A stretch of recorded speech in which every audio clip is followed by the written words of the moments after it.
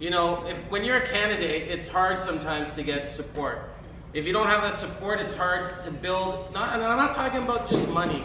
I'm not talking about people to hand out, you know, flyers and brochures, and I'm talking about people to support you, you know, your family, you know, your loved ones, people who to believe in you. Because if you don't have that, you don't have that anchor point. And when I say anchor point, I mean something that just holds you to the ground. So no matter what hits you, you feel strong and you feel like you can go on. So your role here is so important. It's so important for so many different ways, for so many different reasons. So I just want to say thank you because, you know, we have an exceptional candidate here. This is her first time running. This is a big you know, when you put your name into Elections Ontario, when you sign up for a political party, you know, there's a whole bunch of people in other rooms researching you to figure out what you've said in the past, you know, to figure out who your friends are, what's your financial situation, you know, all these different types of things. You put yourself out there to the public. It's a lot of risk personally you take on. And then you have to go out there and invest months and months and months to actually campaign and knock on doors. And, you know, you're doing this even though you still got to pay the bills. It's a hard thing to do. So I want to say thank you. You know, thank you for putting your name on the ballot. Thank you for putting yourself out there, because it's a hard thing to do, and it takes a lot of energy. But you know, when you feel a little weak or you feel a little down, you just remember these people here, these folks, your family, your friends, people who love you, because they'll lift you back up and you'll keep going. It's 100% true.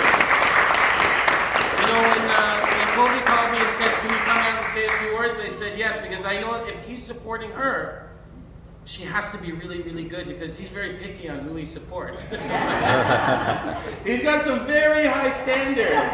And I heard some really good things about you, and we haven't spent a lot of time. I hope we can, you know, work together a lot more in the future, but I wanted to be here to support you too, because, you know, it's important that we support good candidates who are ready to take on the challenges.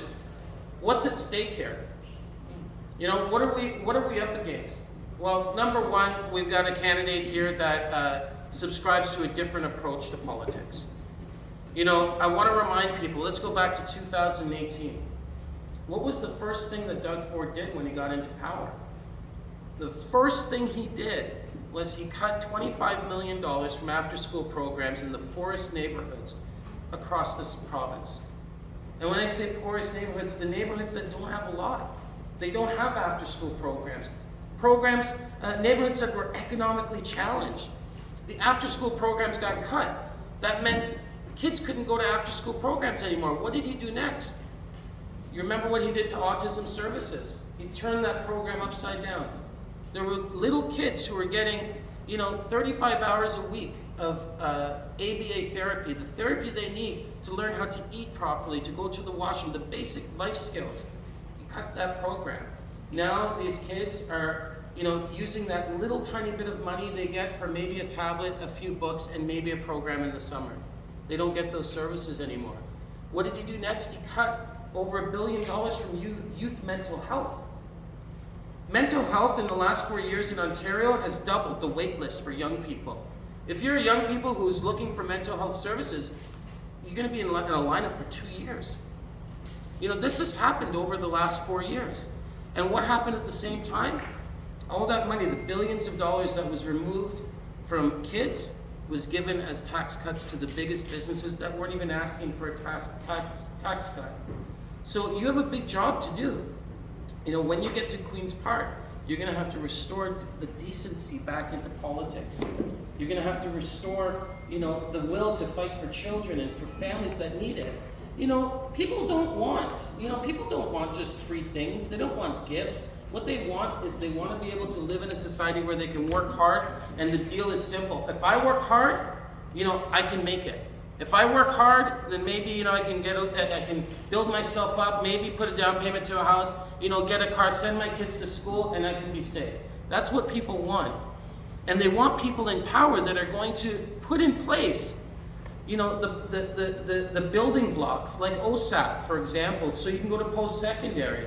You know, that's another program that Doug Ford cut, you know, millions and millions of dollars. And who did it impact the most? Indigenous people and Black women. That's who it impacted the most. That's where the money was going, and that's where the money was taken from. So you've got a big job to do, but we believe in you. You know, we know you can do it. And you know, remember VJ, I call him VJ. VJ's been here for 4 years, and he's been working hard. You know, and you've been here for 3-4 months as the candidate, and you're neck to neck. You caught up, right? So you're doing something right. You're doing something right. You're going to keep building your momentum, and you're going to get to the point where it's going to be winnable, and I think you can do it. You just need to keep doing what you're doing. I want to say thank you on behalf, like I've invested a lot of time into this party. I love the Ontario Liberal Party. I just want to say thank you for supporting such a great candidate, and I know we can do it. We're going to have to, over the next 3 weeks, put in, you know, as much time as possible. I know you've been putting in a lot of time, but if you can convince a next door neighbor, a friend, pick up a phone, go in, do some phone calls from the house, convince someone to donate. And I know you're here. You've donated. You're here and you're supporting. So I know you're doing as much as you can. But if you see that little opportunity, you know, go for it, because it's those little opportunities to get other people involved that's going to push us past the finish line. So I just want to say thank you. I wanted to be here. I wish you all the best. I'm going to be on one of the television stations on election night. So I'll be watching, and I'll make sure when I see those numbers come in and it says that you are the new MPP. Yeah.